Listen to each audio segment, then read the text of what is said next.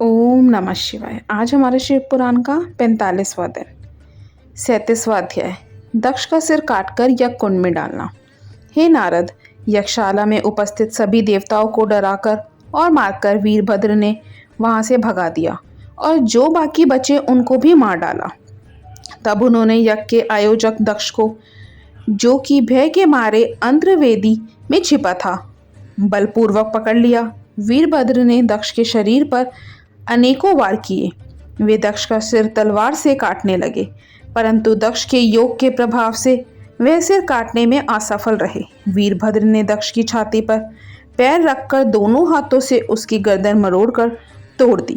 तत्पश्चात दक्ष के सिर को वीरभद्र ने अग्निकुंड में डाल दिया। उस महान यज्ञ का संपूर्ण विनाश करने के उपरांत वीरभद्र और सभी गण जीत की खुशी के साथ कैलाश पर्वत पर चले गए और शिवजी को अपनी विजय की सूचना दी। इस समाचार को पाकर महादेव जी बहुत प्रसन्न हुए। ओम नमः शिवाय। 38वां अध्याय। दधीची श्रुव विवाद।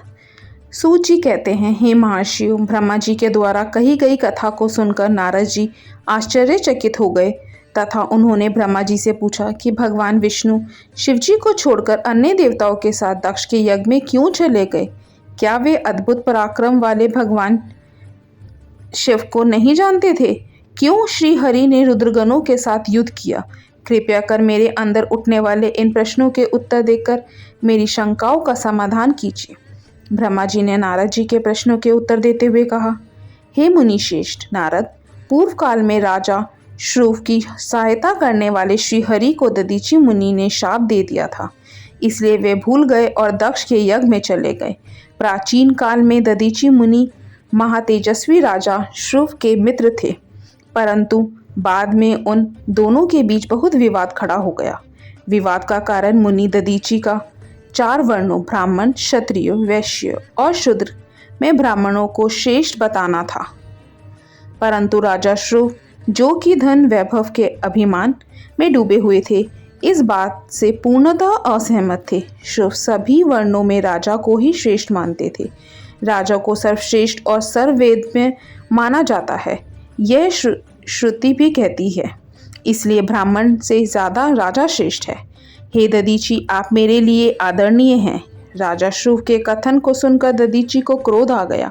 उन्होंने इसे अपना अपमान समझा और श्रुव के सिर पर मुक्के का प्रहार कर दिया। दधीची के इस व्यवहार से मद में चूर श्रुव को और अधिक क्रोध आ गया। उन्होंने वज्र से दधीची पर प्रहार किया।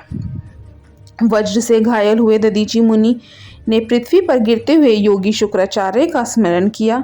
शुक्राचार्य ने तुरंत आकर दधीची मुनि के शरीर को पूर्ववत कर दिया। शुक्राचार्य ने दधीची से कहा कि मैं तुम्हें महामृत्युंजय का मंत्र प्रदान करता हूँ।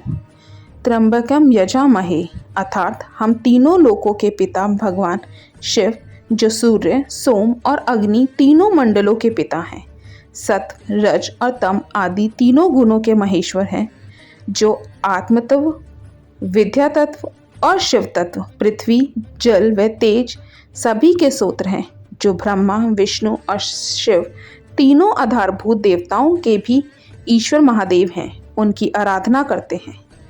सुगंधिम पुष्टि वर्धनम, अर्थात जिस प्रकार फूलों में खुशबू होती है, उसी प्रकार भगवान शिव भूतों में, गुणों में, सभी कार्यों में, इंद्रियों में, अन्य देवताओं में और अपने प्रिय गणों में सारभूत आत्मा के रूप में समाये हैं। उनकी सुगंध से ही सबकी ख्याति एवं प्रसिद्धि है। पुष्टि वर्धनम, अर्थात वे भगवान शिव ही प्रकृति का पोषण करते हैं। वे ही ब्रह्मा, विष्णु, मुनियों एवं सभी देवताओं का पोषण करते हैं। उर्वा रुक्मिव बंधनान मर्त्योर मोक्षी मार्तमात, अर्थात जिस प्रकार खरबूजा पक जाने पर लता से टूटकर अलग हो जाता है, उसी प्रकार मैं भी मृत्यु रूपी बंधन से मुक्त होकर मोक्ष को प्राप्त करूं। हे रुद्र देव, आपका स्वरूप अमृत के समान है। जो पुण्य कर्म, तपस्या, स्वाध्याय, योग और ध्यान से उनकी आराधना करता है, उसे नया जीवन प्राप्त होता है। भगवान शिव अपने भक्त को मृत्यु के बंधन से मुक्त कर देते हैं और उसे मोक्ष प्रदान करते हैं। जैसे उर्वरुक अर्थात ककड़ी को उसकी बेल अपने बंधन से बांधे रखती है और पक जाने पर स्वयं ही उसे बंधन मुक्त कर देती है। यह महामृत्युंजय मंत्र संजीवनी मंत्र है। तुम नियम पूर्वक भगवान शिव का स्मरण करके इस मंत्र का जाप करो। इस मंत्र से अभिमंत्रित जल को पियो। इस मंत्र का जाप करने से मृत्यु का भय नहीं रहता। इसके विविधत पूजन करने से भगवान शिव प्रसन्न होते हैं। वे सभी कार्यों की सिद्धि करते हैं तथा सभी बंधनों से मुक्त कर मोक्ष प्रदान करते हैं। ब्रह्मा जी बोले, नारद दधीचि मुनि को इस प्रकार उपदेश देकर शुक्राचार्य अपने निवास पर चले गए। उनकी बातों का दधीचि मुनि पर बड़ा प्रभाव पड़ा और वे भगवान शिव का स्मरण कर उन्हें प्रसन्न करने के लिए तपस्या करने वन में चले गए। वन में उन्होंने प्रेम पूर्वक भगवान शिव का चिंतन करते हुए उनकी तपस्या आरंभ कर दी। दीर्घ काल तक वे महामृत्युंजय मंत्र का जाप करते रहे।